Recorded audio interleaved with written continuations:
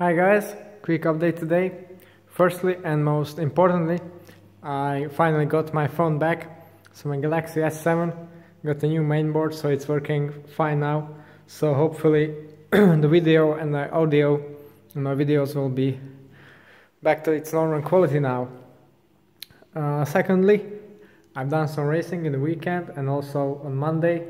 You may have already seen on Strava in my Instagram account. From the latest tech news, I really like the Silca speed balance. I have more than 100 kilometers on it now, and the whole bike feels a bit more stable and I feel a bit less fatigued from vibration. So far definitely a good thing, and I'm going to do it to all my wheels now. Of course I have only the 303s and the 808s now, but my MV4.5s clinchers should arrive tomorrow, so hopefully I'll be able to report from that as soon as possible. Then another news were the blip shifts. I've tried them in 2 races and I really like them so far as well. They're not very useful on rough roads because the button itself is quite shielded in this rubber casing, so if your hand is just rattling on the bar you can't really feel it to engage it, but on smooth roads it works perfectly fine.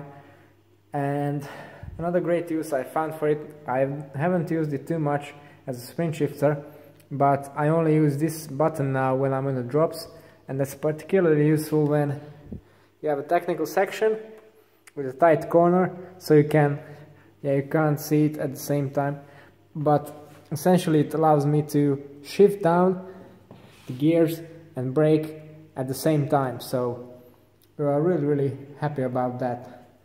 Then of course my new pseudo aero bar working very fine as well.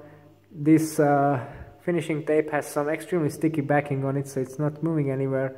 It doesn't add any frontal area, and the upper part itself is very sticky, so very good for control when I'm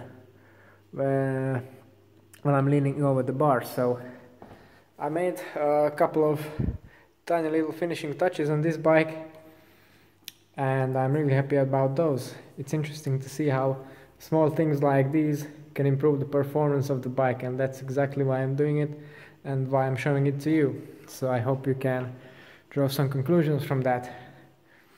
My TT bike hasn't seen too much action now, but I'm going to ride it tomorrow hopefully, or the day after that. I need to prepare for a time trial that I have coming up. I've signed into the Hungarian national championships, which are held next week. So on Friday it's time trial and on Saturday it's a road race.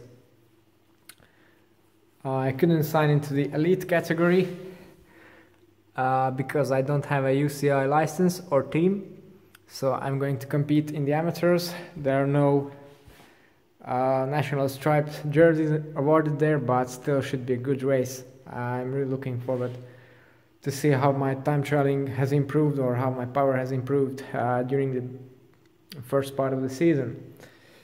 And then I also put together a mountain bike. It's nothing special, carbon hardtail 29er KTM. It's one my father had in stock, but some friends are coming over to ride in the hills, so this is probably the machine I'm going to take to ride with them.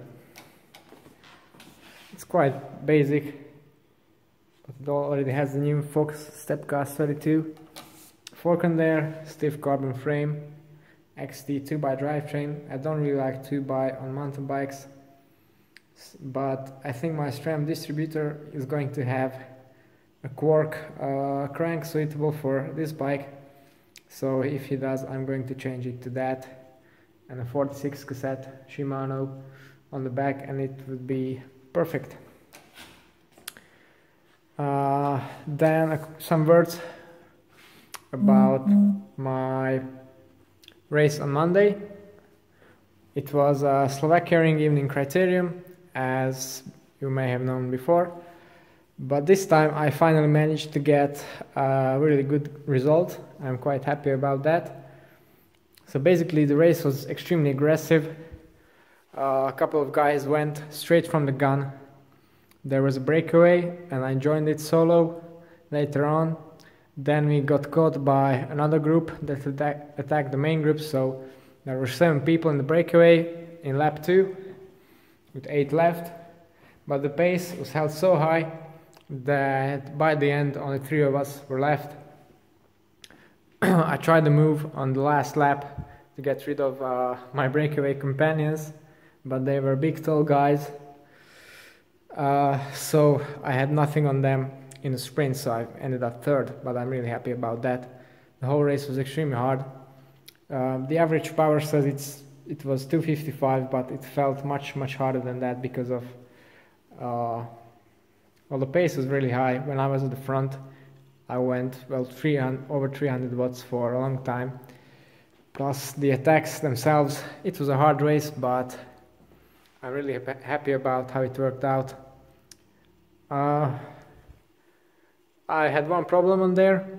I wanted to use my 808s front and rear, but it was very windy. I think it was one of the reasons why the breakaway was successful, because the bunch didn't really cooperate in the wind, so we were able to put 3.5 minutes in them, which I think on a short race like this is a good result. But anyway, I used my 303 front and 808 rear, which looked a bit strange, but it worked perfectly fine.